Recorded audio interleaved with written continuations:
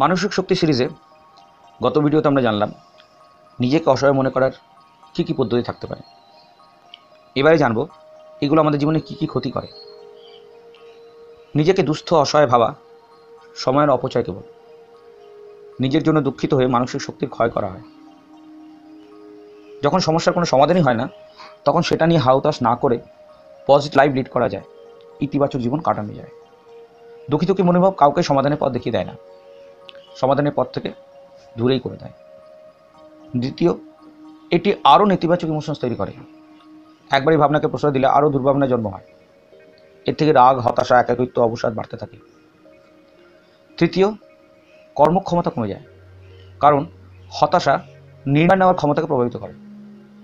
কাজে ভুল হয় এবং কাজে ভুল হলে, একাগ্রতার অভাব হলে বিফল হওয়ার প্রবণতাও কিন্তু বেড়ে যায়। মানুষ যতবার বিফল হয় ততবার তার মনোবল আরও ভেঙে পড়ে। এর ফলে হয় সে আরও নিজের দুর্দশা সম্পর্কে নিশ্চিত হয়। আমার জীবনে কিছু হবে না, আমার কিছু হবে না, আমি যাই করতে যাই তাতেই ফেলিওর হবে।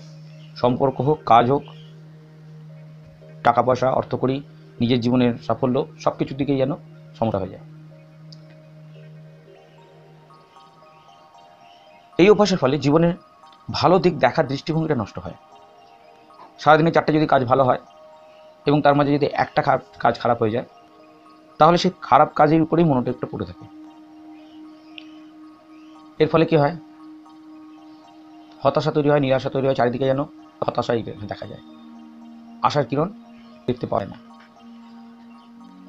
সর্বশেষ, খুব ইম্পর্টেন্ট, দুঃখী ভাব, হতাশাগ্রস্ত মন জীবনের সম্পর্ক নষ্ট হয়। বঞ্চিত মনোভাব রাখলে সেটা কখনোই আকর্ষণীয় ব্যক্তিত্ব তৈরি করতে পারে না। নিজের হতাশা, দুর্দশা নিয়ে মেলামেশা করলে আশেপাশের মানুষজন কর্পূরের মতো হয়ে যায়। আমরা কাউকে কখনো বলতে শুনি না যে ওকে আমি ভীষণ পছন্দ করি, কারণ সবসময় ঘ্যান করে। প্রথমেই বলেছি, কোনো চিন্তাধারা যা আমাদের জন্য ক্ষতিকারক সেটা দূর করার একটাই উপায়, আর তা হলো সেই চিন্তা বা দুশ্চিন্তার পরিবর্তে সুচিন্তাকে স্থান দেওয়া। সুচিন্তাই পারবে দুশ্চিন্তাকে বা কুচিন্তাকে দূর করতে। তাহলে আসুন এবার জেনে নেওয়া যাক কিছু অনুশীলন যা সহজেই মনকে শক্ত করবে, মানসিক ক্ষমতা বাড়াবে এবং মনকে সংযত করবে। প্রথমেই যা করতে হবে তা হলো নিজেকে বঞ্চিত না ভেবে কৃতজ্ঞ ভাবার অভ্যাস। কৃতজ্ঞতার অভ্যাস তৈরি করতে হবে ধাপে ধাপে। হয়তো প্রাথমিকভাবে বা সরাসরি আমরা এর সঙ্গে নিজের মানসিক সুস্থতার কোনো যোগাযোগ খুঁজে পাবো না, কিন্তু কি বিষয়ে আমি কৃতজ্ঞ থাকবো, কৃতজ্ঞতা অনুভব করব, এটা খুঁজে বের করার অভ্যাস মানে জীবনের নেতিবাচক দিকের বদলে ইতিবাচক দিক দেখা, ভঙ্গিটা রপ্ত করা। কৃতজ্ঞ থাকার অভ্যাস শরীরকে সুস্থ রাখে, সামাজিক এবং পারিবারিক সম্পর্ক দৃঢ় করে। দ্বিতীয়, প্রতিদিন একটি বিষয় লিখুন যার জন্য আপনি নিজেকে কৃতজ্ঞ মনে করতে পারেন। যেমন, যে অক্সিজেন আপনি গ্রহণ করছেন, যে সূর্যের আলো আপনি পাচ্ছেন, যে বৃষ্টির জল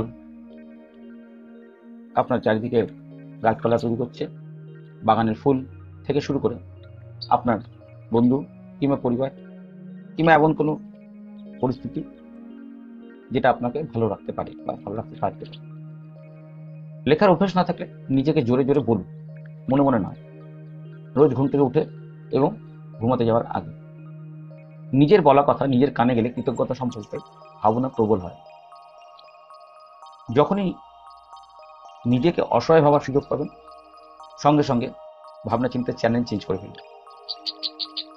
এটি আরেকটি পদ্ধতি। যখনই মনে হবে নিজের দুঃখ দুর্দশা নিয়ে ভাবনা হচ্ছে, তখনই নিজের একটা সচেতন চেষ্টা করতে হবে। এটা আপনাকেই করতে হবে। হতাশা ঝেড়ে ফেলে ভালো থাকা, নিজের দৈনন্দিন জীবনে ছোট ছোট পরিবর্তন করলেই ভালো থাকার সম্ভব।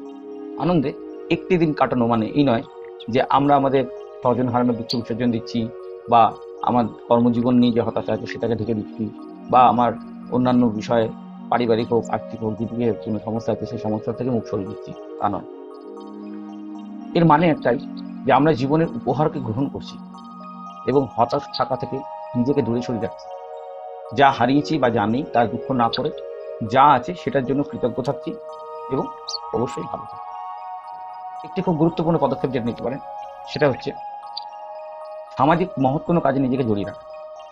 এতে নিজের সমস্যা থেকে মনটা শোধ থাকবে এবং কোনো কাজে বা উদ্দেশ্যে নিজের যোগদান থাকলে দিনের শেষে নিজের জন্য নিজেকে গর্বিত মনে হয়, ভালো লাগে। অসুস্থ নিরন্ন মানুষের পাশে দাঁড়ালে নিজের দুঃখকে তখন আর দুঃখ বলে মনে হয়। সেরকম অসহায় কিছু মানুষ, দুস্থ কিছু মানুষ যারা রোগ জ্বালায় কষ্ট পাচ্ছে, তাদের পাশে দাঁড়াতে পারলে দিনের শেষে নিজেকে একটু ভালো অবস্থা দেখা যায়। কায়িক বা মানসিক কাজে ব্যস্ত থাকাও কিন্তু আর একটা ভালো পদ্ধতি। যোগাসন, বই পড়া, কোনো কিছু শেখা বা হবির ক্লাসে ভর্তি হওয়া খুব জরুরি এবং উপকার। অর্থাৎ কোনো না কোনোভাবেই নিজেকে ব্যস্ত রাখা প্রধান উদ্দেশ্য। অলসভাবে দিন কাটানোই হতাশার উদ্রেক করে। সবাই ভালো থাকবেন, অবশ্যই লাইক করবেন, উৎসাহ পাই। সাবস্ক্রাইব না করতে থাকলে সাবস্ক্রাইব করবেন এবং শেয়ার করবেন। ধন্যবাদ।